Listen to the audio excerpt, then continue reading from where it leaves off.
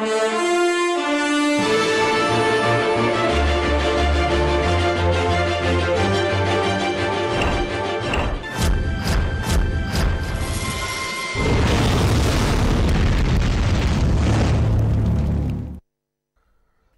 मी आशिष जाधव. हल्ला बोल मध्ये तुमचं स्वागत आहे.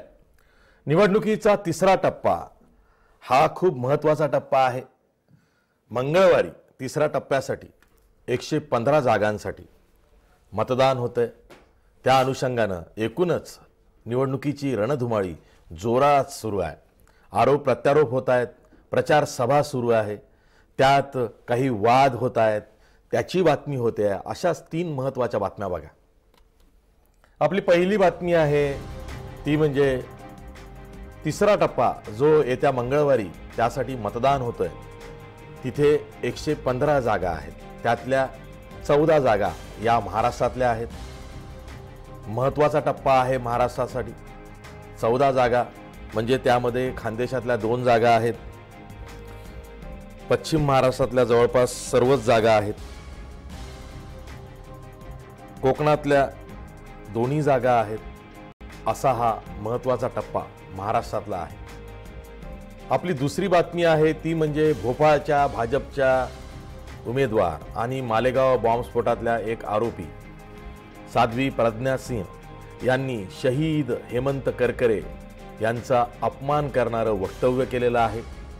हेमंत करकरे जे 26/11च्या हल्ल्यात शहीद झाले, मराठी मनाचा मानबिंदू आहे, एक लढवय्या पोलीस अधिकारी ज्यानं ATSचे प्रमुख असताना जी कामगिरी बजावलेली आहे ती वादातीत असताना मालेगाव बॉम्बस्फोटातल्या आरोपी ज्या सध्या जामिनावरती सुटलेले आहेत पण भाजपनं त्यांना भोपाळची उमेदवारी दिलेली आहे, त्या साध्वी प्रज्ञा सिंह यांनी शहीद हेमंत करकरेंचा, मराठी मनाच्या मानबिंदूचा अपमान केलेला आहे.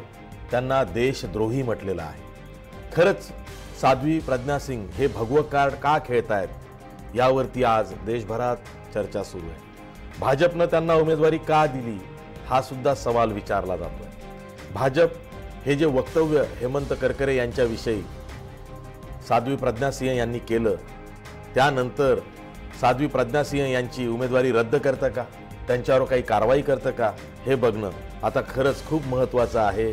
कारण एकीकडं भाजप जेव्हा राष्ट्रवादाचा यलगार पुकारते प्रचारामधून तेव्हा त्यांच्याच एक उमेदवार साध्वी प्रज्ञा सिंह शहीद हेमंत करकरेंचा अपमान कसं करू शकतात असा प्रश्न आहे.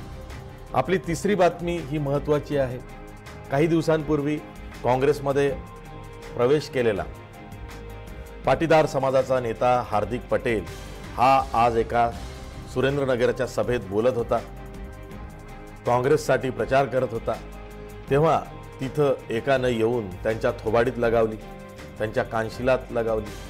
त्यानंतर हार्दिक पटेल यांनी पोलिसात तक्रारही केलेली आहे. का थोबाडीत लगावली याचं कारण अद्याप स्पष्ट होत नाही, पण पटेल समाज किंवा पाटीदार पटेल समाजाच्या वादंगातून हा प्रकार घडला असं कळत आहे. ह्या होत्या 3 बातम्या ज्यावर आपण चर्चाही करणार आहोत. पण आता आपण बातम्या सविस्तर बघणार आहोत. पहिली बातमी राज्याच्या दृष्टीनं खूप महत्त्वाची आहे. कारण राज्यातला जो तिसरा टप्पा आहे तो 14 जागांसाठी आहे. देशभरातलं म्हणाल तर 115 ठिकाणी देशभरात मंगळवारी मतदान होणार आहे. त्यात काँग्रेसचे अध्यक्ष राहुल गांधी यांचा जो केरळमधला वायनाड हा मतदारसंघ आहे तिथे सुद्धा मंगळवारी मतदान होत आहे. पण आपण राज्याविषयी बोलूया. राज्यातलं जे मतदान आहे मंगळवारी 14 जागांसाठी ते खूप महत्त्वाचं आहे. जळगाव आणि रावेर हे खानदेशातले 2 मतदारसंघ आहे जिथे टफ फाईट दिसते. जळगावमध्ये उन्मेष पाटील विरुद्ध गुलाबराव देवकर असा एक मोठा सामना आपल्याला बघायला मिळतोय. रावेरमध्ये रक्षा खडसे ज्या भाजपच्या विद्यमान खासदार आहेत एकनाथ खडसे यांच्या सुनबाई, त्यांचा सामना हा काँग्रेसचे जुने जाणते नेते डॉक्टर उल्हास पाटील तसंच नितीन कांडेलकर हे वंचित बहुजन आघाडीचे असा एक तिरंगी सामना दिसतोय. पण प्रामुख्यानं हा दुहेरी सामना आहे रक्षा खडसे विरुद्ध उल्हास पाटील. जालन्यामध्ये महत्त्वाची लढत होते आहे. रावसाहेब दानवे गेल्या 6 दिवसांपासून त्यांचं एकही भाषण व्हायरल होत नाहीये याचं कारण असं की त्यांना भाषणास बंदी केली गेली आहे अशी माहिती मिळते आहे। रावसाहेब दानवे यांचा सामना हा विलास अवताडे काँग्रेसचे उमेदवार यांच्याशी होतोय। गेल्या वेळेस हा सामना होता, रावसाहेब दानवे त्यात पुन्हा जिंकले होते। औरंगाबाद चंद्रकांत खैरे हे पुन्हा लोकसभेवर जाण्याच्या तयारीत दिसत आहेत। त्यांना काँग्रेसकडून सुभाष झांबड यांचं आव्हान आहे। तसंच आमदार इम्तियाज जलील हे वंचित बहुजन आघाडीचे उमेदवार असणार आहे। तिरंगी सामना औरंगाबादमध्ये दिसतोय, खरं तर चौरंगी सामना आहे। चौथे उमेदवार जे आहे शिवस्वराज्य बहुजन पक्षाचे आमदार हर्षवर्धन जाधव जे रावसाहेब दानवे यांचे जावई आहेत, ते सुद्धा औरंगाबादमध्ये निवडणूक लढतायत। रायगड कोकणातला जो पहिला मतदारसंघ आहे तिथे अनंत गीते विरुद्ध सुनील तटकरे एक प्रतिष्ठेची लढाई यंदा बघायला मिळते आहे। 1001 मतांनी गेल्या वेळेस अनंत गीते यांनी निसटता विजय मिळवला होता, पण यंदा मात्र सुनील तटकरे सुद्धा फार्मात दिसत आहेत। एक अटीतटीची लढत रायगडमध्ये बघायला मिळणार आहे। त्यानंतर रत्नागिरी सिंधुदुर्ग हा जो मतदारसंघ आहे तिथे त्यावरची आपण नंतर बोलूया, पण पुणे मोहन जोशी काय असतं की रिजन वाईज फ्लो लागायला हवा, कधी कधी विसरलं जातं। ठीक आहे, पुणे मोहन जोशी काँग्रेसचे उमेदवार यांच्या विरोधात गिरीश बापट यांचा सामना होणार आहे। त्याचबरोबर बारामतीमध्ये सुप्रिया सुळे विरुद्ध कांचन कुल विरुद्ध नवनाथ पडळकर हे वंचित बहुजन आघाडीचे असा तिहेरी सामना दिसत असला तरी खरी लढत ही भाजप आणि राष्ट्रवादीत आहे बारामतीमध्ये। त्यानंतर अहमदनगरमध्ये भाजपचे सुजय विखे पाटील विरुद्ध राष्ट्रवादीचे संग्राम जगताप यांच्यात थेट सामना आहे। प्रतिष्ठेची लढाई आहे, कारण ही प्रतिष्ठेची करण्यात आलेली आहे। सुजय विखे पाटील हे विरोधी पक्ष नेते ज्यांना आता उपवासानं पक्षविरोधी नेते म्हटलं जात आहे। राधाकृष्ण विखे पाटील यांचे चिरंजीव आहेत। त्यानंतर म्हाडामध्ये सुद्धा प्रतिष्ठेची लढाई आहे। रणजित नाईक निंबाळकर भाजपचे उमेदवार विरुद्ध संजय मामा शिंदे राष्ट्रवादीचे उमेदवार विरुद्ध विजय मोरे हे वंचित बहुजन आघाडीचे उमेदवार असा तिहेरी सामना इथं आहे। त्याचबरोबर सांगलीमध्ये वसंतदादा पाटील यांचे नातू विशाल पाटील यांना स्वाभिमानी शेतकरी संघटनेनं उमेदवारी दिली। त्यांचा सामना विद्यमान खासदार भाजपचे संजय काका पाटील यांच्याशी होतोय। तसंच इथे तिसरं आव्हान आहे ते म्हणजे गोपीचंद पडळकर यांचं, ते वंचित बहुजन आघाडीचे उमेदवार आहेत। सातारामध्ये उदयनराजे भोसले विरुद्ध नरेंद्र पाटील असा थेट सामना आहे। उदयनराजे भोसले यांच्या समोर नरेंद्र पाटील हे शिवसेनेचे उमेदवार म्हणून आहेत। तसंच त्यानंतर रत्नागिरी सिंधुदुर्ग इथं विनायक राऊत जे शिवसेनेचे विद्यमान खासदार आहे यांच्या विरोधात नवीनचंद्र बांदिवडेकर यांना काँग्रेसने उमेदवारी दिली असली तरी खरा सामना हा विनायक राऊत विरुद्ध निलेश राणे, नारायण राणे यांचे थोरले पुत्र यांचा हा सामना आहे। त्यामुळे ही प्रतिष्ठा गाजते आहे। चर्चा अशी आहे की काँग्रेसनं जाणीवपूर्वक कमजोर उमेदवार इथं दिला आहे का की जेणेकरून नारायण राणेंना रत्नागिरी सिंधुदुर्गवर पुन्हा कब्जा मिळवता येईल, अशीही चर्चा आहे। कोल्हापूरमध्ये विद्यमान खासदार धनंजय महाडिक यांच्यासाठी यंदा फार काही सोपं काम नाही आहे। त्यांच्यासमोर पुन्हा मागचंच आव्हान आहे शिवसेनेचं संजय मंडलिक।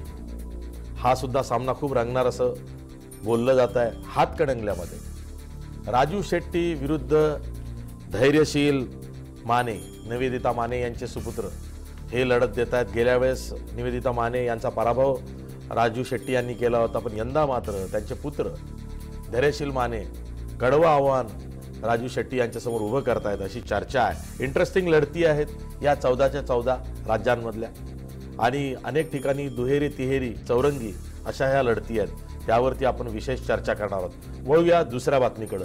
दुसरी बातमी पुन्हा एकदा निवडणूक आहे, बेताल वक्तव्य होतात, पण भोपाळच्या भाजपच्या ज्या उमेदवार आहेत साध्वी प्रज्ञा सिंह, जसं मी आधी सांगितलं की मालेगाव बॉम्बस्फोटातल्या आरोपी एनआयएनं त्यांना क्लीन चिट दिली, मोका हटवला, पण इतर जे काही त्यांच्यावर चार्जेस आहेत, आरोप आहेत, त्यातून त्यांची अजूनही मुक्तता झालेली नाही, त्या जामिनावरती सुटलेल्या आहेत। अशा वेळी भाजपनं त्यांना उमेदवारी दिलेली आहे, कन्व्हिक्शन झालं नाही आहे म्हणून जामिनावर आहेत, त्यांना उमेदवारी दिली।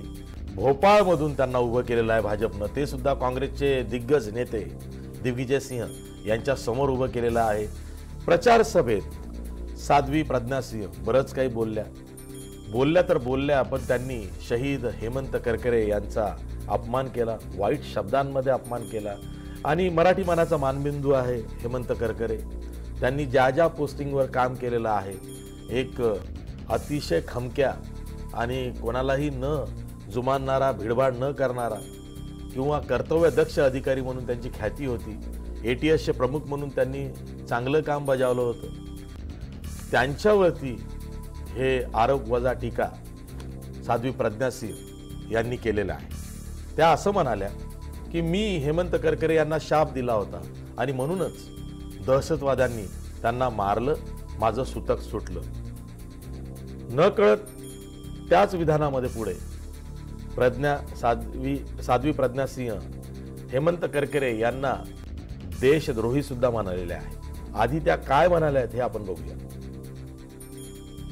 हेमंत करकरे को वो जांच जो बिठाई थी, वो सुरक्षा आयोग के सदस्य को उन्होंने हेमंत करकरे को बुलाया, कहा कि जब सबूत नहीं है तुम्हारे पास तो साध्वी जी को छोड़ दो. सबूत नहीं है तो इनको रखना गलत है, गैर कानूनी है. वो व्यक्ति कहता है मैं कुछ भी करूंगा, मैं सबूत लेकर के आऊंगा, कुछ भी करूंगा, बनाऊंगा, करूंगा, इधर से लाऊंगा, उधर से लाऊंगा, लेकिन मैं साध्वी को नहीं छोड़ूंगा. ये उसकी कुटिलता थी, ये देशद्रोह था, ये धर्म विरुद्ध था. जब वो मुझसे पूछा, तमाम सारे प्रश्न करता था, क्यों ऐसा क्यों हुआ, वैसा क्यों हुआ. मैंने कहा मुझे क्या पता, भगवान जाने. तो क्या ये सब जानने के लिए मुझे भगवान के पास जाना पड़ेगा. मैंने कहा बिल्कुल, अगर आपको आवश्यकता है तो आप अवश्य जाइए. आपको विश्वास करने में थोड़ी तकलीफ होगी, देर लगेगी, लेकिन मैंने कहा तेरा सर्वनाश होगा. इतनी यातनाएं दी, इतनी गंदी गालियां दी जो असहनीय थी मेरे लिए, और मेरे लिए नहीं, किसी के भी लिए. मैंने कहा तेरा सर्वनाश होगा. ठीक 1.25 महीने में सूतक लगता है. जब किसी की मृत्यु होती है या जन्म होता है तो सूतक लगता है. तो जिस दिन मैं गई थी उस दिन इसके सूतक लग गया था, और ठीक 1.25 महीने में जिस दिन इसको आतंकवादियों ने मारा उस दिन सूतक का अंत हो गया. ठीक आहे, साध्वी प्रज्ञा सिंह आता बोलतायत हेमंत करकरे शहीद झालेले आहेत, आपल्यात नाही आहेत. तपास कसा भरकटला, कुठे गेला यावरती सविस्तर चर्चा होणारच आहे. पण दरम्यान मालेगाव बॉम्बस्फोटातले जे विक्टिम्स आहेत, जे त्यामध्ये होरपळले आहेत, त्यांच्या वतीनं ॲडव्होकेट रामेश्वर गीते काय म्हणतात बघा. अलीकडेच सुप्रीम कोर्टाच्या न्यायनिर्णयानुसार याच्यात मकोकाचे जे काही प्रोव्हिजन्स आहेत ते ड्रॉप झालेले आहेत. त्यानंतर आता अनलॉफुल असेंब्लीज ॲक्टच्या स्पेशल कोर्ट मॅटर आहे. तर त्यावेळेस मकोका कोर्टाकडे सुद्धा आम्ही अर्ज केला होता आणि ह्या सर्व गोष्टी या रेकॉर्डवर आणल्या होत्या.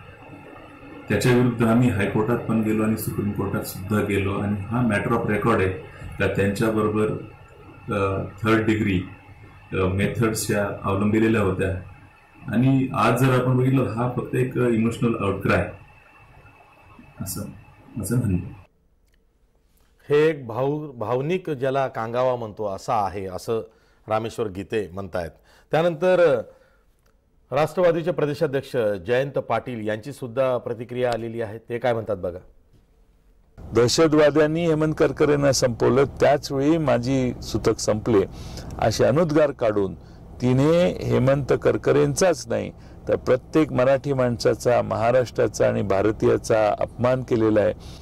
मला वाटतं की भारतीय जनता पक्ष आणि शिवसेनेला, उद्धव ठाकरेंना तरी किमान लाज वाटायला पाहिजे की हेमंत करकरेंच्या बद्दल साध्वी प्रज्ञा सिंह असं बोलते. आणि म्हणून आज या साध्वी प्रज्ञा सिंगलाच नाही, या देशातल्या शिवसेना भाजपच्या सगळ्या उमेदवारांना धडा शिकवण्यासाठी महाराष्ट्र तरी हेमंत करकरे यांच्या मृत्यूचा बदला घेतल्याशिवाय राहणार नाही. याच प्रकरणी राज्याचे मंत्री भाजपचे नेते विनोद तावडे यांनी सुद्धा प्रतिक्रिया दिलेली आहे. ते काय म्हणतात बघा. साध्वी प्रज्ञा यांनी निवडणूक लढवू नये, कारण त्यांच्यावर आरोप आहे त्या जामिनावर बाहेर आहे. तसं तर सोनिया गांधी आणि राहुल गांधी सुद्धा जामिनावर बाहेर आहेत, त्यांच्यावरही आरोप आहेत. मग त्यांनी का निवडणूक लढवावी? काँग्रेसचं हे जे दुटप्पी धोरण आहे की साध्वी प्रज्ञावर आरोप सिद्ध झाले का नाही, त्यावेळच्या काँग्रेस सरकारने खरं म्हणजे दहशतवादाला धर्माची जोड दिली आणि इस्लामिक दहशतवाद फोफावतोय असं वातावरण झाल्यामुळे हा इस्लामिक नाही तर हिंदू दहशतवाद सुद्धा असू शकतो असं करून ही केस त्या पद्धतीने केली गेली आणि अजूनही ती सिद्ध झाली नाही. कोर्टात त्यावर चालू आहे चर्चा. त्यामुळे जामिनावर असताना निवडणूक लढवायची नसेल तर राहुल गांधी आणि सोनियाजी सुद्धा लढू शकणार नाहीत, हे त्यातलं वास्तव आहे. विनोद तावडे भाजपचे नेते एक प्रकारे समर्थनच करतायत साध्वी प्रज्ञा सिंह हे जे काही बोलल्या, कारण ते उलट काँग्रेसवर आणि राहुल गांधी सोनिया गांधी हे सुद्धा आरोप असताना जामिनावर सुटले आहेत, तशाच जामिनावरती साध्वी प्रज्ञा सिंह सुद्धा सुटलेले आहेत याविषयी बोलत आहेत. पण त्यांनी जे वक्तव्य केलं आहे त्यावर मात्र ते चुप्पी साधतायत. त्यावर मात्र आम्ही चर्चा करणार आहोत. आज लक्षवेधीमध्ये हाच विषय आहे. शहीद हेमंत करकरे यांचा अपमान का केला जातोय, भगवं कार्ड साध्वी प्रज्ञा सिंह का खेळते, यावरती लक्षवेधीमध्ये चर्चा होणार आहे आज रात्री 8:30 वाजता. आपली तिसरी बातमी खूप महत्त्वाची आहे. तिसरी बातमी आहे काँग्रेसमध्ये अलीकडेच आलेला पाटीदार पटेल समाजाचा नेता हार्दिक पटेल, ज्याला बंदी घालण्यात आली, निवडणूक तो लढवू शकलेला नाही, पण काँग्रेसच्या प्रचारात तो आहे. असाच सुरेंद्रनगर येथल्या सभेमध्ये काँग्रेसचा प्रचार करत असताना हार्दिक भाषण करत होता आणि हार्दिक पटेल भाषण करत असताना एक व्यक्ती आली आणि त्यांनी त्यांच्या थोबाडीत मारली. कशी मारली ते बघा.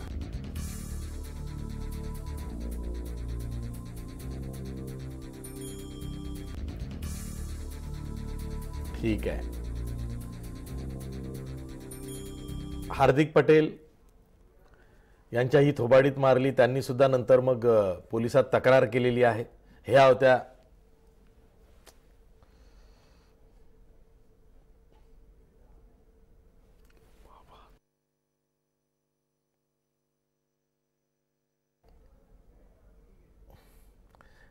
तीन बातम्या. आपण चर्चा करणार आहोत. आपल्यासोबत मान्यवर पाहुणे आहेत. आपल्यासोबत भाजपच्या ज्येष्ठ प्रवक्त्या डॉक्टर कांता नलावडे आहेत. आपल्यासोबत काँग्रेसचे पुण्याचे प्रवक्ते नेते गोपाळ तिवारी आहेत. तसंच आपल्यासोबत राष्ट्रवादी काँग्रेसचे प्रवक्ते विकास लवांडे आहेत. सोबत आपल्या भाऊसाहेब आजबे आहेत, जे राजकीय विश्लेषक आहेत, जय महाराष्ट्र न्यूजशी जोडले गेलेले आहेत. मी तुम्हा सर्वांचं स्वागत करतो. साध्वीचा विषय थोडासा बाजूला ठेवतो, कारण त्यावरती नंतर आपण चर्चा करणारच आहोत. पण आधी निवडणुकांचं बघूया. तिसरा टप्पा राज्यातला खूप महत्त्वाचा आहे. दुसऱ्या टप्प्याचं जे मतदान झालेलं आहे ते मतदान पहिल्या टप्प्यापेक्षा वेगळं होतं असे इनपुट सध्या मिळत आहेत. त्यामुळं दुसऱ्या टप्प्यातसुद्धा कोणाचीच हवा दिसलेली नाही. कोणाची स्थानिक पातळीवर असेल तर ती कशा पद्धतीची हवा आहे त्याचं आकलन अजून झालेलं नाही. त्यामुळं नेक टू नेक फाईट अनेक ठिकाणी दिसत आहेत. तिसरा टप्पा मात्र खूप महत्त्वाचा आहे, कारण मंगळवारी तिसऱ्या टप्प्यासाठी मतदान होतं आहे. मी सुरुवातीला कांता नलावडे यांच्याकडे जातो. कांताताई, तिसऱ्या टप्प्याविषयी आपण बोलूया. तिसऱ्या टप्प्यामध्ये खरं तर भाजपची प्रतिष्ठा अनेक ठिकाणी पणाला लागलेली आहे. म्हणजे खास करून पुण्यामध्ये पुण्याचे पालकमंत्री गिरीश बापट यांना तुम्ही उमेदवारी दिलेली आहे. त्यानंतर जालन्यामध्ये रावसाहेब दानवे हे पुन्हा उभे आहेत. त्यांना भाषणबंदी करण्यात आलेली आहे. कालही अमित शहा यांच्या सभेत रावसाहेब दानवे बोलायला उठले, पण अमित शहांनीच त्यांना बंद केलं की तुम्ही भाषण करू नका. त्यामुळं अर्जुन खोतकर यांच्यानंतर थेट अमित शहा यांचंच भाषण झालं.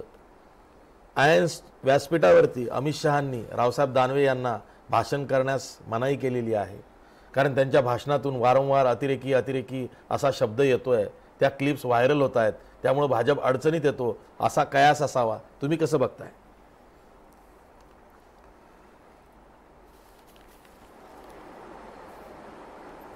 आपण पाहिलं की निवडणूक आयोगाने सुद्धा म्हणजे अनेक पक्षांचे नेते ज्या पद्धतीने म्हणजे बोलतात, त्याच्यामध्ये आमच्या पक्षामध्ये सुद्धा असे वाचाळवीर आहेतच.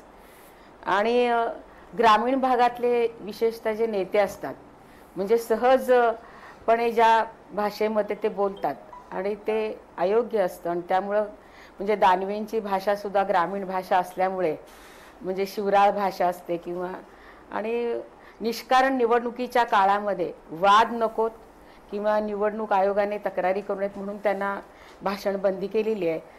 आणि त्यांच्याच मतदारसंघामध्ये सुद्धा आपण पाहिलं काल राष्ट्रीय अध्यक्षांनी त्यांना भाषण करू दिलं नाही.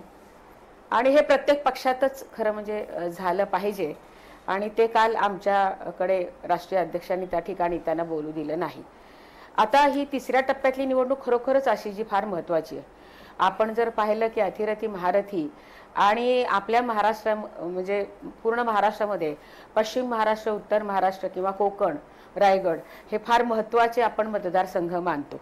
आता म्हणजे अनेक ठिकाणी मंत्री आहेत म्हणजे उभे. आता गीते म्हणजे त्या ठिकाणी निवडणुकीला रायगडमध्ये उभे आहेत. पुण्याचं तुम्ही उदाहरण सांगितलं, बापटांची निवडणूक आहे. परंतु आशीची मला या ठिकाणी तुम्हाला सांगावंसं वाटतं की मी पश्चिम महाराष्ट्रामध्ये जाऊन आलेली आहे. मला रायगड आणि कोकणातलं काही सांगता येत नाही, पण तरी सुद्धा अभ्यास म्हणून मी तुमच्यासमोर काही म्हणजे मुद्दे मांडते. मी कोल्हापूर, सांगली, सातारा आणि माढा या मतदारसंघांमध्ये जाऊन आले. जाता येता मुळशी आणि भोर हा जो बारामतीचा मतदारसंघ म्हणजे आहे भाग आहे किंवा म्हणजे खडकवासला त्या ठिकाणी सुद्धा म्हणजे मी जाऊन आले. एकूणच जर पाहिलं तर आपण पहिलं मी तर बारामतीचा विषय असा घेईन की बारामती मागच्या वेळेला जर आपण पाहिलं 2014ला आमचे महादेव जानकर रासपचे मित्र पक्षाचे उमेदवार होते. त्यांनी कब्बशी ही निशाणी घेतली होती आणि त्यावेळेला मागच्या वेळेला 14ला आपण पाहिलं की लाट होती आणि सुप्रियाताई फक्त 69,000 जिंकल्या होत्या. त्यांनी जर कदाचित कमळ निशाणी घेतली असती तर त्या जिंकू शकल्या नसत्या, म्हणजे त्यांची हार झाली आणि नरेंद्र मोदींनी सभा घेतली असती तरी फरक लढाई आहे. जर आपण पाहिलं आता माढा मतदारसंघातून केव्हा आता नाही, गेल्या वेळेस त्यांची सभा ऐनवेळी रद्द झाली ना पुढे. ती शरद पवारांच्या सांगण्यावरून रद्द केली अशी टीका झाली होती. गेल्या वेळेला नाही, गेल्या वेळेस नाही यावेळेला रद्द झाली, मागच्या वेळेला नाही. अरे मग याही वेळेस रद्द झाली आहे. मागच्या वेळेला पुण्यात झाली होती सर. नाही मागच्या वेळेला यावेळेची पण सभा रद्द झाली आहे मोदींची बारामतीतली. हो यावेळेला रद्द झाली. ऐका ना, त्याचं दोन्ही वेळेस रद्द झाल्या.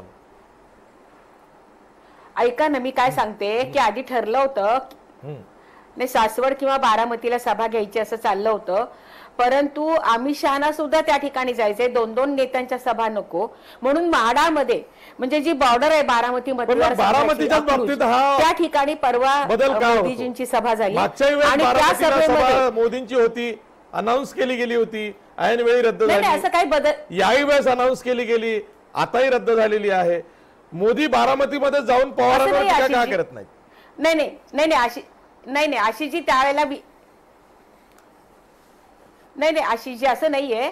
त्यावेळेला विमानाचा म्हणजे गोंधळ झाला होता, पण यावेळेला अकलूजमध्ये माडामध्ये त्यांना घ्यायची होती सभा आणि मग ते बॉर्डरवरच असल्यामुळे आपण जर पाहिलं तर माडा आणि बारामती या दोन्ही मतदारसंघाची मिळून ती अकलूजची मोठी सभा झाली. म्हणजे दौंडवरून, इंदापूरवरून बारामती मतदारसंघातले सुद्धा आणि आमच्या ज्या उमेदवार आहेत भाजपच्या कांचन कुल त्या सुद्धा त्या सभेत होत्या.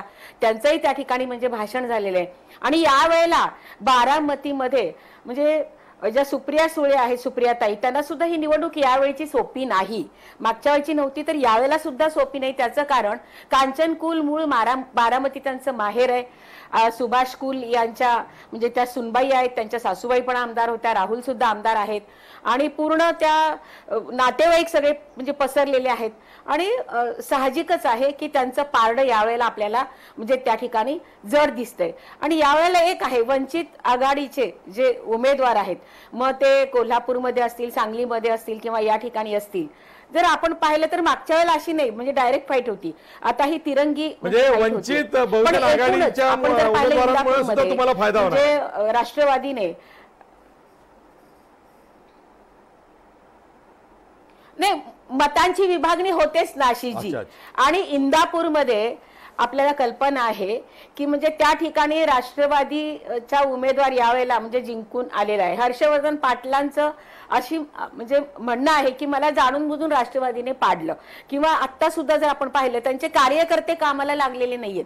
हर्षवर्धनजी कामात आहेत परंतु कार्यकर्ते कामाला लागले नाहीत. तसंच भोरमध्ये सुद्धा थोपट्यांचं मी पाहिलं. म्हणजे तिथे सुद्धा कार्यकर्ते कामाला लागलेले नाहीत. पृथ्वीराज बाबांनी मीटिंग घेतली होती, त्या मीटिंगमध्येच यांनी उभं राहून सांगितलं की आता आम्हाला यांनी वचन द्यावं की आम्हाला इंदापूरची जागा राष्ट्रवादीला देणार. म्हणजे ते त्यांच्या अंतर्गत जरी झाले असले तरी सुद्धा यावेळेला अँटी इन्कम्बन्सी म्हणा किंवा सुप्रियाताई 4 वर्ष फिरकले नाहीत, नंतर आता ह्या 6 महिन्यात फिरायला लागल्यात. आणि त्याचबरोबर मी 2009ला लढवली निवडणूक बारामतीला. त्यावेळेला मी पाहिलं की अजितदादा आणि अजितदादांच्या मिसेस म्हणजे सुनित्राताई या अगदी त्यांनी पूर्णपणे बारामतीमध्ये ठाण मांडून म्हणजे इतकं चांगल्या प्रकारे त्यांचा गावोगाव जाऊन प्रचार होता. परंतु यावेळेला त्यांचा मुलगा म्हणजे आपण पाहिलं तर मावळमध्ये अडकले तर सुनेत्राताई त्या ठिकाणी मुलाचं दादा घेतात सभा, दादांचे लक्ष आहे नो डाऊट. पण सुनेत्राबाई या ठिकाणी चंद्रकांत दादा मुक्काम ठोकून आहेत, विजय शिवतारे म्हणजे हट्टाला पेटलेत. हो, आणि विजय शिवतारेंनी सुद्धा फार चांगल्या प्रकारे यावेळेला म्हणजे जोर लावलाय आणि त्यांना काहीही करून म्हणजे सुप्रियाताईंना जिंकता येणार नाही अशा प्रकारची परिस्थिती त्यांनी पुरंदरमध्ये सुद्धा म्हणजे केलेली आहे. तर एकूणच जर आपण पाहिलं तर यावेळेला बारामती सोपी नाही. तुम्ही जर बघा मी उभी राहिली तेव्हाही सभा पाहिल्या, एक तर मुळात बीजेपीचे कार्यकर्तेच नव्हते, आता बीजेपी त्या ठिकाणी कार्यकर्ते वाढलेले म्हणजे पसरलेले आहेत. परंतु सभा जर पाहिल्या मग तुम्ही म्हणजे जर पाहिली अमित शहाची असेल, मुख्यमंत्र्यांची सुप्याची सभा असेल, फार मोठ्या सभा झाल्या. परवाची तर मावळची न भूतो न भविष्यती अशी चांगली मोठी सभा बारामतीवर थांबूया. मला तुमचं विश्लेषण तुमच्या पद्धतीने आवडलंय. भाजपच्या प्रवक्ता म्हणून तुम्ही बारामतीचं महत्वही सांगितलं आणि भाजप काय करते तेही आहे. आणि मुख्यमंत्र्यांनी जाणीवपूर्वक अगदी ते भाजपचे प्रदेशाध्यक्ष असताना तेव्हापासून बारामतीवरती विशेष केंद्र त्यांनी विशेष लक्ष केंद्रित केलं होतं. म्हणजे कसं, बारामतीला जेव्हा राजू शेट्टीचं आंदोलन असेल, बारामतीला धनगर समाजाचं आंदोलन असेल, तिथे प्रदेशाध्यक्ष म्हणून देवेंद्र फडणवीस यांनी जाऊन उद्या आपण मुख्यमंत्री होणार आहोत तेव्हा बारामतीवर विशेष लक्ष ठेवायचं, इथेच पवारांची कोंडी करायची हे ठरवूनच त्यांनी खरं तर पुढे वाटचाल केली. मग ते प्रदेशाध्यक्षावरनं मुख्यमंत्री बनले आणि आपण या गेल्या 4.5 वर्षात बघतो आहोत बारामतीला अंगावर घ्यायला कधीही देवेंद्र फडणवीस यांनी मागे पुढे बघितलेलं नाही. म्हणजे ती एक जाणीवपूर्वक रणनीती देवेंद्र फडणवीस आणि भाजपांची दिसते आहे. विकास लवांडे हाच मुद्दा आहे. बघा किती बारकाईनं तुमच्या नेत्यांचं ॲनालिसिस हे डॉक्टर कांता नलावडे यांनी केलेलं आहे. म्हणजे त्यांना माहिती आहे की कोणी कुठे सभा घेतली, कोण कोणाशी काय बोलतोय. हर्षवर्धन पाटील स्वतः प्रचार करतायत पण त्यांचे कार्यकर्ते करत नाहीत, किंवा पृथ्वीराज चव्हाण यांनी कार्यकर्त्यांना काय सांगितलंय, किंवा अजित पवारांच्या पत्नी सुनेत्रा पवार ह्या कशा मावळमध्ये अडकलेल्या आहेत, अजित पवार काही सभा बारामतीमध्ये घेत आहेत पण वगैरे वगैरे असं बरंच काही सांगितलेलं आहे. इतका बारकाईनं बारामतीचा अभ्यास यंदा भाजपनं केलेला आहे.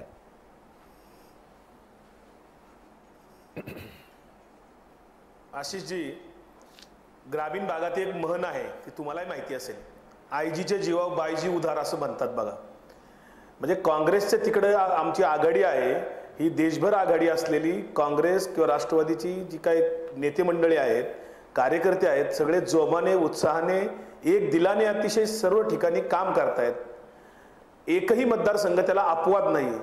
हेच त्यांना जर आम्ही म्हटलं की तुमचे शिवसेनेचे उमेदवार जिथे आहेत तिथे भाजपाची शिवसेनेच्या तुमच्या लोकांची नेते मंडळींची आघाडी युती झाली असेल पण खाली कार्यकर्त्यांची युती झालेली नाहीये, हेच जर कांताताईंना मी म्हटलं तर त्यांना ते पटणार नाही. असं सगळं आहे. त्यामुळे वरवर त्यांनी जे काही त्यांच्या पद्धतीने विश्लेषण केले त्यांनी त्या भ्रमात स्वप्नात राहावं, आमचं काय हरकत नाहीये. परंतु मी तुम्हाला नम्रपणाने सांगतो, सुप्रियाताई असतील किंवा तुम्ही बऱ्याच मतदारसंघांचा उल्लेख केला, त्याच्यामध्ये धनंजय महाडिक असतील, उदयनराजे भोसले असतील, म्हाडा असेल, हे 4ही मतदारसंघामध्ये मोदी लाटेमध्ये सुद्धा हे मतदारसंघ राष्ट्रवादीकडे राहिलेले आहेत. आणि बाकीच्या ठिकाणी सुद्धा फार थोड्या फरकाने मतदान तिथे कमी पडल्यामुळे ते पराजय झालेला आहे. त्यामुळं बारामतीचं जर टार्गेट करत असतील मुख्यमंत्री किंवा भाजपानी, त्याचा काही फारसा उपयोग होणार नाही. जे त्यांनी उमेदवार दिलेले आहेत त्या उमेदवाराच्या संदर्भामध्ये मी त्यांच्याही पेक्षा विश्लेषण त्यांना सांगेल की महादेव जानकरांचा तुम्ही उल्लेख केला, ते महादेव जानकर रासपतर्फे उमेदवार होते. राहुल कुल जे आता उमेदवार आहेत, कांचन कुल त्यांचे पती राहुल कुल रासप पक्षात आहेत, त्यांच्या मातोश्री आमदार होत्या त्या राष्ट्रवादीच्या आहेत. त्यांचे सुनबाई आता कांचनकुल उमेदवार आहेत त्या भाजपाचे आहेत, म्हणजे घरात 3 पक्ष आहेत त्यांच्याच स्वतःच्या, त्यामुळे त्यांना नेमकं कोणाचा पाठिंबा हे त्यांनाच माहिती असेल. आणि भारतीय जनता पार्टीच्या त्या सबंध मतदारसंघामध्ये खडकवासला जर सोडला तर कुठल्याही तालुक्यामध्ये भारतीय जनता पार्टीचा एकही झेडपी सदस्य नाही, एकही पंचायत समितीला सदस्य नाही, किंवा सरपंच सुद्धा कुठल्या गावात किंवा नगरसेवक सुद्धा कुठल्या नगर परिषदेमध्ये नाही आहेत. आणि असं असताना हे जर का हर्षवर्धन पाटलांच्या जीवावर किंवा संग्राम थोपटेच्या जीवावर त्यांचं भाशिंग बांधून विजयाची काही त्यांनी यात्रा डोक्यात ठेवली असेल तर हरकत नाही, आमची काही म्हणणं नाहीये. परंतु सुप्रियाताई ह्या डिस्टिंक्शनमध्ये खासदार म्हणून पास झालेल्या आहेत, त्यांना सलग 5 वेळा संसदरत्न पुरस्कार मिळालेला आहे. शिवाय खासदारकीच्या पलीकडे जाऊन त्यांनी वयोश्री जी योजना आहे केंद्र सरकारची ती नरेंद्र मोदीच्या मतदारसंघात किंवा भारतीय जनता पार्टीच्या कुठल्याही मंत्र्याच्या मतदारसंघात अशी योजना राबवली गेली नाही देशभरामध्ये, अशी योजना सुप्रियाताईंनी त्यांच्या मतदारसंघात राबवली गेली. सांसद ग्राम म्हणून जिथे आपण देशभरामध्ये नरेंद्र मोदींनी प्रत्येक खासदाराला सांगितलं होतं, सुप्रियाताईंनी जे दौंड तालुक्यातलं दापोडी गाव सांसद ग्राम म्हणून घेतलं, त्याचा त्या गावाचा जो सर्वांगीण विकास सुप्रियाताईंनी करण्याचा जो प्रयत्न केलेला आहे तो अतिशय वाखाणण्याजोगा आहे. सगळ्यांनी तिथं जाऊन पाहावं. दुसरा मुद्दा राहिला धनगर समाजाला तिथे आरक्षण देऊ म्हणून मुख्यमंत्र्यांनी मागच्या इलेक्शनला सांगितलं होतं की पहिल्याच कॅबिनेटमध्ये आम्ही तिथे आरक्षण देणार आहोत. आज काय केलं यांनी माहिती आहे तुम्हाला आशिषजी? बारामतीमध्ये अमित शहांची सभा व्हायची तर तिथे धनगर समाजाच्या आमच्या राष्ट्रवादी पक्षाचे जे काही कार्यकर्ते आहेत 12 कार्यकर्त्यांनी यांनी ताब्यात घेतले. कदाचित ते प्रश्न विचारतील की धनगर आरक्षणाचं काय झालं म्हणून, त्या आरक्षणाच्या मुद्द्यावर हे कार्यकर्ते प्रश्न विचारू नयेत, कदाचित विचारतील ही भीती वाटते म्हणून पोलिसांकरवी त्यांना ताब्यात घेतले सकाळी. आज हे अतिशय निषेधार्ह आहे. हुकुमशाहीकडे वाटचाल असल्याची लक्षणं आहेत. भाजपाची जी काय त्यांच्या पायाखालची वाळू सरकलेली आहे त्याच्यामध्ये अनेक उदाहरणं देता येतील तुम्हाला. आज सुप्रियाताई प्रचंड मताधिक्याने निवडून येतील अशी स्थिती त्या ठिकाणी झालेली आहे. आणि त्या जर म्हणत असतील अजितदादा पवार किंवा सुनेत्राताई तिकडे फिरतात इकडे फिरतात, अजितदादांनी जवळपास पुणे जिल्ह्यातल्या 4ही लोकसभा मतदारसंघाची व्यक्तिगत जबाबदारी सुप्रियाताईंच्या मतदारसंघ सोडून अजितदादांनी घेतलेली आहे. आणि मग अजितदादा तिकडे फिरतायत, सुनेत्राबाईंनी फिरतायत, रोहितदादा फिरतायत, पवार फॅमिलीतलं दरवर्षीप्रमाणे प्रत्येक निवडणुकीला जसे ते फिरतात तशा पद्धतीने ते फिरतायत. आणि आमच्या कुटुंबात किंवा आमच्या पक्षामध्ये किंवा आमच्या आघाडीत काय चाललंय किंवा आमच्यातलं कोणी बाजूला पडतंय याची वाट पाहू नका कांताताई तुम्ही, त्याचा काही उपयोग होणार नाही तुम्हाला. मिळाला होता केवळ आरक्षणाची नाही. बारामतीच्या प्रश्नावरती हा प्रश्न मला आवर्जून विचारायचा आहे. हे बघा आत्ताच्या आत्ता 2-3 SMS आलेले आहेत की बारामतीला नरेंद्र मोदी सभा का घेत नाहीत निवडणुकीच्या काळात. 2014लाही रद्द झाली होती, आताही रद्द झाली. त्याचा खुलासा आताच डॉक्टर कांता नालावडे यांनी केलेला आहे. हे काय आहे? इतरत्र सभांमधून पवारांवरती टीका करायची आणि पवारांच्या बालेकिल्ल्यात त्यांची मुलगी सुप्रिया सुळे जिथे उमेदवार आहे तिथे सभा रद्द करायची. असं कसं होतं हे?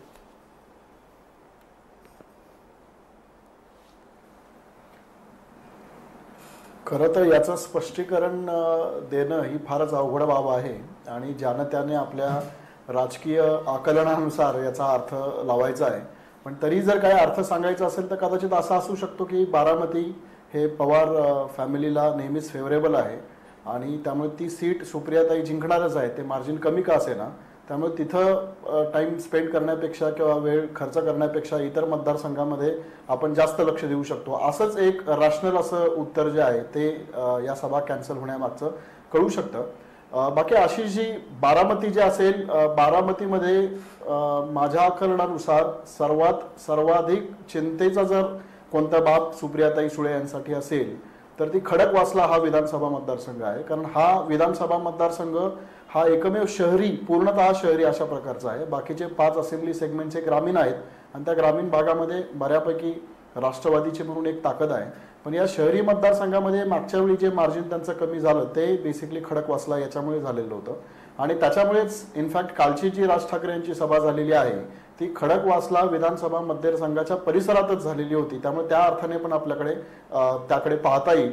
पण ओव्हरऑल जर आपण पाहिलं तर बारामती असेल, सातारा असेल, हातकणंगले असेल, जालना असेल, यासारखे 4-5 मतदारसंघ असे आहेत की त्यांचा निकाल काय लागेल याच्याविषयी आता सर्टेनिटी आहे. पण उरलेले जे सगळे मतदारसंघ आहेत तिसऱ्या फेज मधले ते मात्र नेमके कोणत्या दिशेने जातील याच्याविषयी खात्री बरोबर आहे. त्याविषयी आपण सविस्तर चर्चा करणार आहोत. 2014 मध्ये बारामतीवर थांबूया, एक ब्रेक घेऊया आणि ब्रेक नंतर मी गोपाळ तिवारी काँग्रेसचे प्रवक्ते नेते यांच्याकडे जाणार आहे आणि पुणे मतदारसंघाविषयी चर्चा करणार आहे. कारण पुण्यातून भाजपनं पालकमंत्री गिरीश बापट यांना उमेदवारी दिली.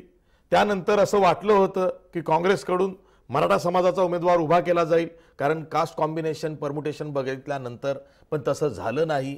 काँग्रेसनं सुद्धा मोहन जोशी यांना उमेदवारी दिलेली आहे. आता बापट आणि जोशींमध्ये पुण्यात सामना आहे.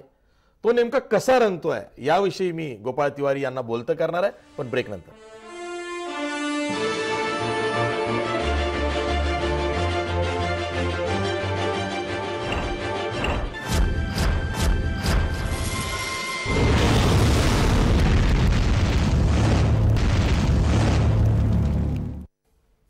ब्रेक नंतर पुन्हा तुमचं स्वागत. मी थेट जातोय पुण्याला गोपाळ तिवारी यांच्याकडे. काँग्रेसचे नेते आहेत. गोपाळ तिवारी, उमेदवारीचा घोळ इतका झाला की शेवटी स्थानिक नेत्यांनी प्रचाराला सुरुवात केली. प्रचार आधी सुरू झाला, नंतर उमेदवार जाहीर झाला. आता उमेदवार आलेला आहे, प्रचार कसा चाललाय?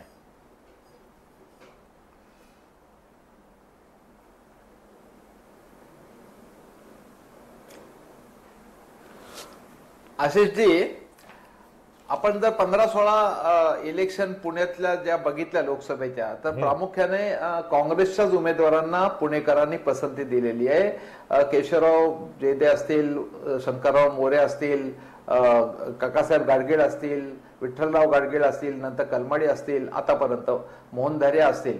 तर या सगळ्या ह्याच्यामध्ये पुणेकर जाणतात की पुण्याचा आतापर्यंतचा जो विकास आहे तो प्रामुख्याने काँग्रेसच्या कारकिर्दीत झालेला आहे. आणि मध्ये मध्ये काही कारणाने 2 वेळा जेव्हा भाजपला सत्ता गेली तेव्हा देशात जे काही वातावरण झालं त्यामध्ये 2 वेळा मध्ये एक प्रदीप रावत आले असतील, आता शिरोडे.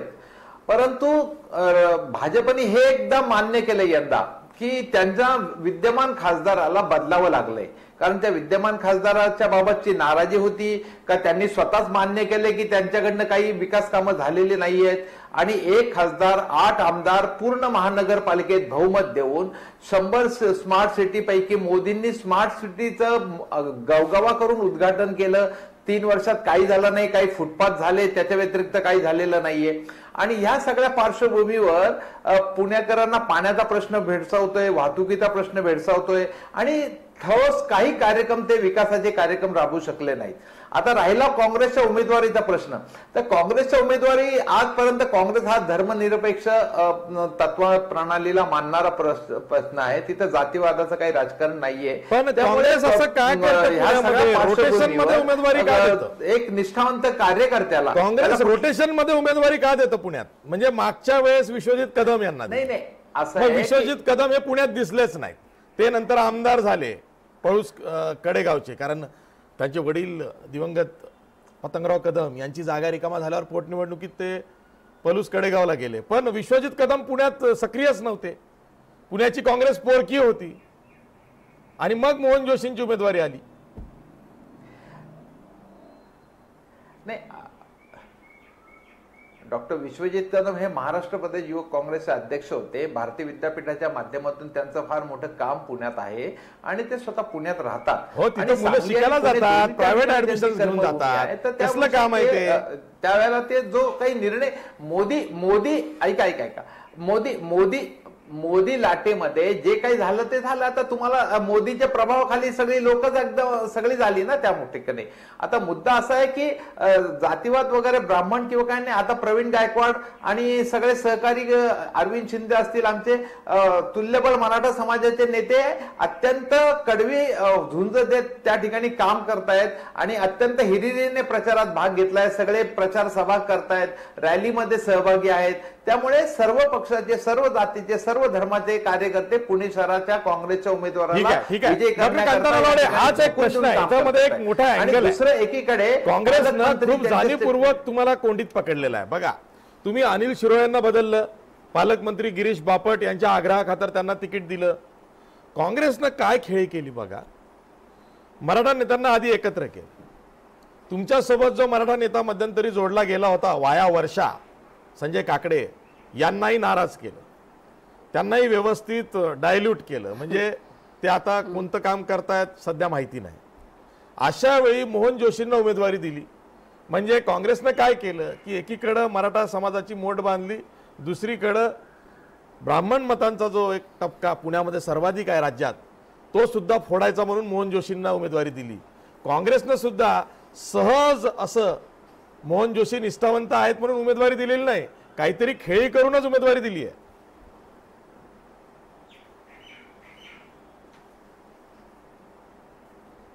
नाही आशिषजी, म्हणजे पुण्याच्या बाबतीमध्ये मग काँग्रेसने उमेदवार ठरवण्यासाठी इतका वेळ का लावला? फॉर्म भरायची वेळ आली तरी त्यांचा उमेदवार ठरत नव्हता.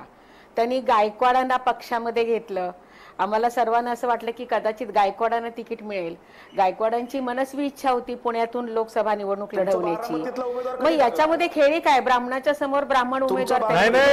परंतु काय असतं माहिती का, काँग्रेस हा इतका मोठा आणि जुना पक्ष आहे ना, ऐका ना, ते काय करतात, समोरच्याचा संयम तपासतात, म्हणजे त्याचा पेशन्स चेक करतात आणि समोरच्याचा संयम सुटला की मग निर्णय घेतात. तसं पुण्यात झालं. निर्णय इतका लांबवला की जे चर्चेत आले त्यांचे संयम तुटला. मग संजय काकडे असतील, प्रवीण गायकवाड असतील, आणि मग नंतर निष्ठावंताला उमेदवारीचा हार घातला.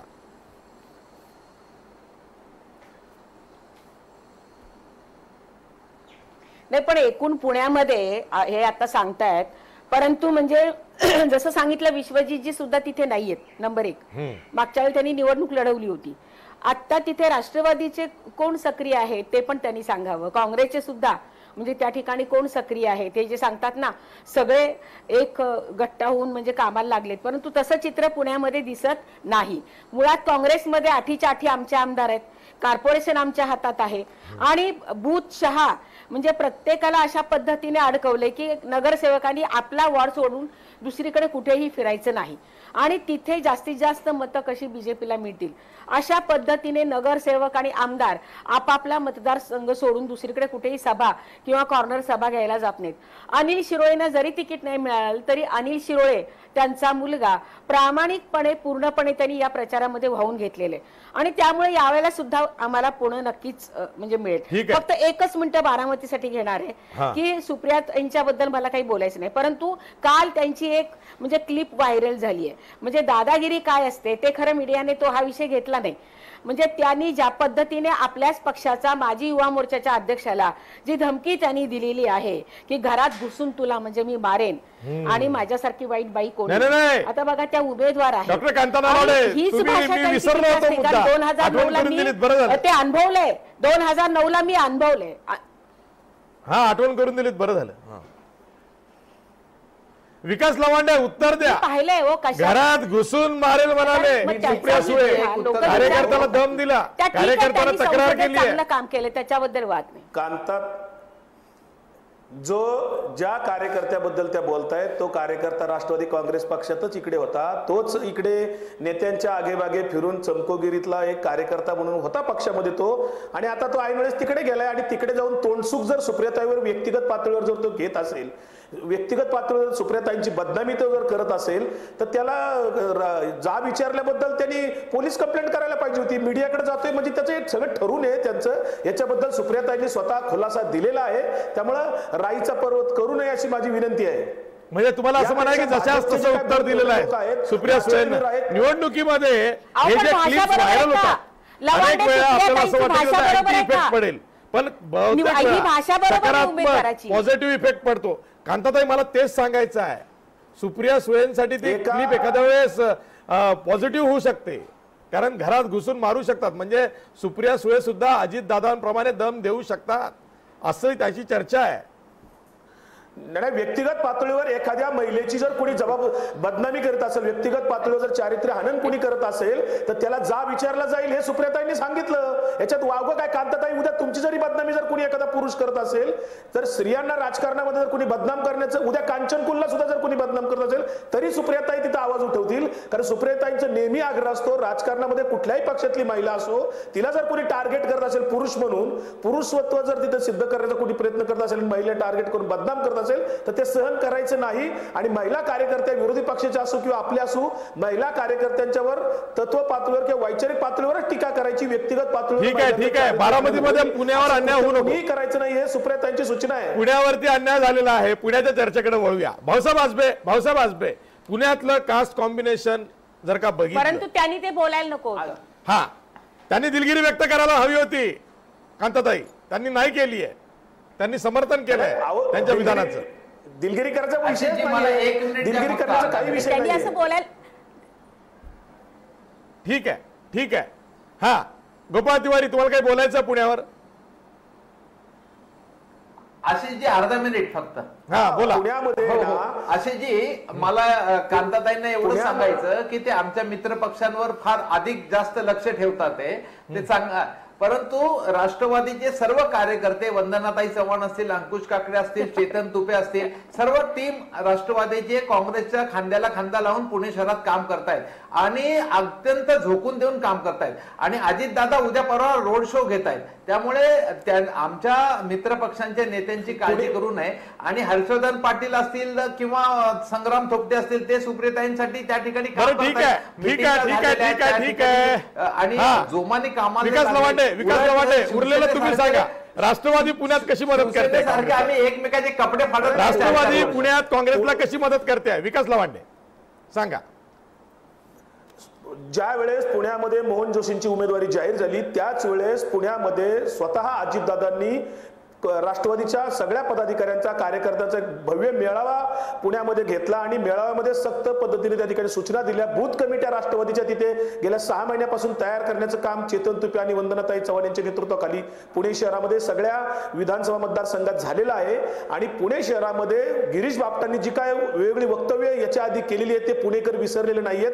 गिरीश बापटांनी जो गरिबांच्या तोंडातला घास डाळ घोटाळा करून बाहेर काढलेला आहे, जे काय भ्रष्टाचार तिथे केलेला आहे, कोर्टाने त्याच्यावर ताशेरे ओढलेले आहेत. गिरीश बापट पालकमंत्री सुद्धा म्हणून कसे नापास झालेले काँग्रेस आणि राष्ट्रवादीने तिथे. ठीक आहे, सध्या राष्ट्रवादी आणि काँग्रेसची पुण्याच्या निमित्ताने इतकी दिलजमाई झालेली आहे की कित्येक वर्षानंतर अजित पवार हे हर्षवर्धन पाटलांच्या पुण्याच्या घरी गेले असतील, बैठक झाली त्यांची, इतकी दिलजमाई झालेली आहे. भाऊसाहेब आजबे, हाच प्रश्न आहे की पुण्यामध्ये जे कॉम्बिनेशन आहे, कास्ट कॉम्बिनेशन, आणि त्यामध्ये दोन्ही उमेदवार जर का ब्राह्मण समाजाचे असतील तर ही निवडणूक कशी आहे? काय विश्लेषण होऊ शकतं?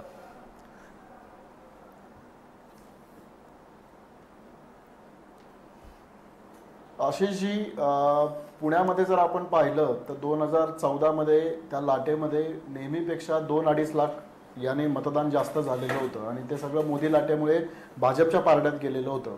त्यामुळे भाजपचे जे उमेदवार आहेत ते जवळपास 3.5 ते 4 लाख या मार्जिननं मागच्या वेळी निवडून आलेले होते. पण यावेळी जर आपण पाहिलं तर जसं सर्वत्र आपल्याला दिसतं तसं मोदी लाटेचा तितकासा प्रभाव नाही. आणि त्यामुळे बाकीची समीकरणं स्थानिक असतील किंवा इतर जे असतील ती कशा पद्धतीने प्ले आउट होत आहेत हे पाहायला हवं. यात सगळ्यात आधी हे नमूद करायला हवं की मागच्या वेळी ज्या पद्धतीने दोन्ही पक्षाचे कॅन्डिडेट्स हे मराठा होते तसे यावेळेस ते ब्राह्मण आहेत. त्यामुळे दोन्ही पक्षांनी याबाबत एक सेफ गेम जो आहे तो खेळलेला आपल्याला दिसून येतो. हा एक भाग. आणि दुसरी गोष्ट अशी आहे की भाजपच्या दृष्टीनं सकारात्मक अशी एक गोष्ट अशी आहे की 6ची 6 असेंब्ली सेगमेंटमध्ये आमदार हे भाजपचे आहेत. महापालिकेवरती भाजपचा ताबा आहे. 70% जास्त जे नगरसेवक आहेत ते भाजपकडे आहेत. त्यामुळे एक संघटनात्मक बळ जे आहे ते भाजपचं इथं त्या अर्थानं सगळ्यात मोठं दिसतं. पण याचबरोबर हेही आपण लक्षात घ्यायला हवं की 2014 पर्यंत पुणे हा काँग्रेस आणि राष्ट्रवादीचा बालेकिल्ला राहिलेला आहे. सो त्याच्यामुळे ती जी संघटना आहे ती कितपत आता कामाला येते किंवा काय पद्धतीने काम करते हे पाहावं लागेल. आणि त्याबरोबर अजून एक 2-3 घडामोडी आहेत की ज्या कदाचित बापट यांच्या विरोधी जाऊ शकतात किंवा ते कशा जात आहेत हे आपल्याला पाहावं लागेल. एक म्हणजे मनसे जे आहे, मनसेने पाठिंबा दिलेला असल्यामुळे ही एक सकारात्मक बाब मानता येईल. कारण मागच्या वेळी मनसेच्या उमेदवाराने जवळपास 90,000 मतं मिळवलेली होती. आम आदमी पार्टीनं जवळपास 30,000 मतं मिळवलेली होती. आम आदमी पार्टीच्या मंडळीने यावेळी काँग्रेसला पाठिंबा दिलाय. त्यामुळे ही 1,20,000 जी मतं आहेत ती तितक्याच प्रमाणामध्ये मोहन जोशींकडे जातात का, हा एक पहिला कळीचा प्रश्न आहे.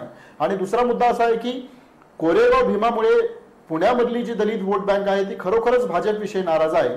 पण ही वोट बँक प्लस मुस्लिम वोट बँक जी आहे ती पूर्णतः मोहन जोशींच्या बाजूने जाते की वंचित बहुजन आघाडीच्या उमेदवाराच्या बाजूने जाते, म्हणजे फ्रॅक्चर होते, हेही पाहावं लागेल. आणि सर्वात महत्वाचं म्हणजे जसं मागच्या वेळी म्हणजे दरवेळी पुण्यामध्ये साधारणतः 7 ते 7.5 लाख इतकं मतदान होतं. मागच्या वेळी ते 10 लाख झालेलं होतं. तितकंच वोटिंग पर्सेंटेज टिकून राहतं का ते पुन्हा बॅक टू नॉर्मल 7.5 ते 8 लाख होतं हे देखील पाहावं लागेल. त्यामुळे हे जे 2-3 मुद्दे जे आहेत ते कशा पद्धतीने प्ले आउट होत आहेत याच्यावरती पुण्याचा जो निकाल आहे तो आपल्याला दिसेल. ठीक आहे, आपण एक ब्रेक घेणार आहोत आणि ब्रेक नंतर मला प्रामुख्याने चर्चा करायची आहे कोकणातली, ती सुद्धा रत्नागिरी सिंधुदुर्ग या मतदारसंघाविषयी, आणि ती रॅपिड चर्चा असणार आहे कारण आपल्याकडे वेळ कमी असणार आहे. पुन्हा भेटूया ब्रेक नंतर.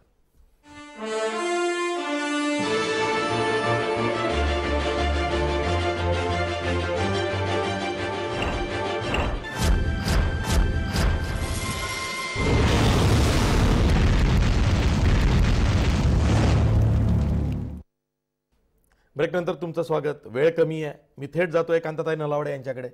कांताताई, रत्नागिरी सिंधुदुर्ग मतदारसंघ हा खरं तर युतीकडे आहे. शिवसेनेचे तिथे विद्यमान खासदार विनायक राऊत उभे आहेत. असं असताना सुद्धा भाजपच्या केंद्रीय निवडणूक समितीचे एक सदस्य नारायण राणे यांच्या मुलांनी तिथं बंडखोरी केलेली आहे. हे कसं काय? शिवसेनेनं आक्षेप घेतला नाही भाजपकडे? कारण आता काय झालंय रत्नागिरी सिंधुदुर्गमध्ये, काँग्रेसचा उमेदवार हा कमकुवत पडलेला आहे. त्यामुळे थेट लढत निलेश राणे विरुद्ध विनायक राऊत अशी झालेली आहे. तिथं भाजपचं किंवा भाजप आघाडीचं युतीचं नुकसान आहे, भाजप युतीचं.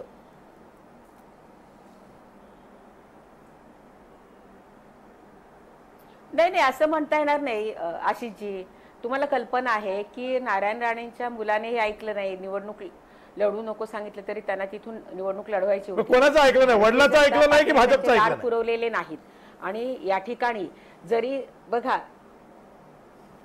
नाही वडिलांचं, भाजपने सांगायला नाही गेले, वडिलांचं ऐकलं नाही. आता या निवडणुकीमध्ये हाच पॅटर्न आहे, मुलं वडिलांचं ऐकत नाहीये होते. तरी पण त्याच्यानंतर नारायण राणे, ऐका ना,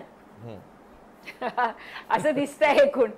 नाही, पण आमचे ते जाहीरनामा कमिटीचे सदस्य होते, परंतु त्यांनी त्या ठिकाणी काही काम केलं नाही. कारण त्यांची नाराजी म्हणजे त्या ठिकाणी त्यांनी व्यक्त केली होती.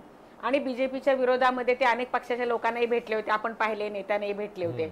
परंतु त्या ठिकाणी तुम्ही जे म्हणताय की युतीचा उमेदवार कमजोर पडलेला नाही, विनायक राऊतांसाठी त्या ठिकाणी भारतीय जनता पार्टीचे आमचे सगळे कार्यकर्ते प्राणपणाने त्यांच्या बरोबरीने कामाला लागले. तर काहीही करून म्हणजे रत्नागिरी सिंधुदुर्ग या जिल्ह्यामध्ये पुन्हा विनायक राऊत कशा पद्धतीने निवडून येतील.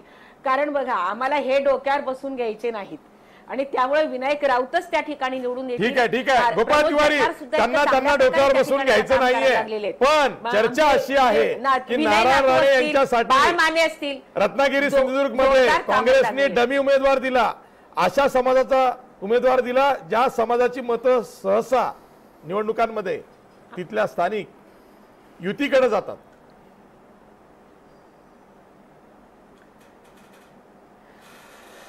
नाही, असं मानायचं काही कारण नाही. काँग्रेस पक्षाला आपल्या पक्षाचे उमेदवार त्या ठिकाणी देऊन आपापल्या धोरणाप्रमाणे त्यांना विजयी करण्याचे प्रयत्न आहेत आणि त्यासाठी सकारात्मक प्रयत्न आहेत. आता ह्या 5 पैकी जे काही 14 पैकी 5 काँग्रेसकडे, 2 स्वाभिमानीकडे, त्याच्यापैकी जे काही 4 आम्ही खात्रीशीर पकडतो आणि हा 5वा जो मतदारसंघ आहे रत्नागिरीचा, तो आम्ही घासून पकडतो, एवढंच आहे. म्हणजे 4 जे जालना, पुणे हे जे मतदारसंघ आहेत, रावेर, तर हे आम्ही गृहीत धरलेले आहेत की हे आम्ही चांगल्या मतांनी निवडून येऊ. रावेर, जालना, औरंगाबाद, पुणे. ठीक आहे. पण मला तुमचा शब्द आवडला, या निवडणुकीमध्ये. विकास लवांडे, वेळ संपलेला आहे, अगदी 10 सेकंद आहेत. या निवडणुकीमध्ये पहिल्या 2 टप्प्यांचं जे मतदान झालेलं आहे त्यामध्ये बहुतेक ठिकाणी घासूनच आहे सगळं.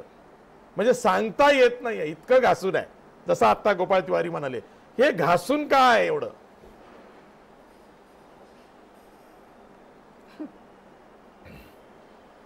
नाही, नारायण राणे यांची एक ताकद त्या मतदारसंघामध्ये, सिंधुदुर्ग रत्नागिरीमध्ये निश्चित आहे, हे कुणी अमान्य करणार नाही. आणि म्हणून मग निलेश राणे असतील किंवा काँग्रेसचे उमेदवार असतील आणि शिवसेनेचे, तिरंगी फाईट तिथे नक्की आहे, हे कुणी नाकारू शकत नाही. आणि त्याच्यामुळे तिथे निवडणूक ही संघर्ष घासून जो आहे तो तिथे आपल्याला दिसतोय. परंतु रायगडमध्ये मात्र घासून नाहीये, हे आपण लक्षात ठेवावं. कारण अनंत गीतेंना निसटता विजय मागच्या वेळेस मिळालेला आहे. कुठंतरी 1-2 बूथवर कुठं कमी पडलेलं ते काय त्रुटी राहिलेली आहे, ती यावेळेस त्रुटी राहणार नाही. शेतकरी कामगार पक्ष, राष्ट्रवादी काँग्रेस, काँग्रेस आघाडी, RPI कवाडी गट हे सगळे मित्र पक्ष मिळून स्वाभिमानी शेतकरी संघटना रायगडमध्ये सुनील तटकरे चांगल्या मतांनी तिथे विजयी होतील, हे नक्की आहे. तिथे घासून वगैरे काही नाही. तिथे शेकापची सुद्धा मदत आहे. म्हणजे जयंत पाटील फॅक्टर शेकापचे, हा फॅक्टर रायगडमध्ये एक्स फॅक्टर ठरेल अशी चर्चा आहे. बरं, ठीक आहे. मी सर्व मान्यवर पाहुण्यांचे आभार मानतो, इथेच थांबतो. पाहत राहा जय महाराष्ट्र.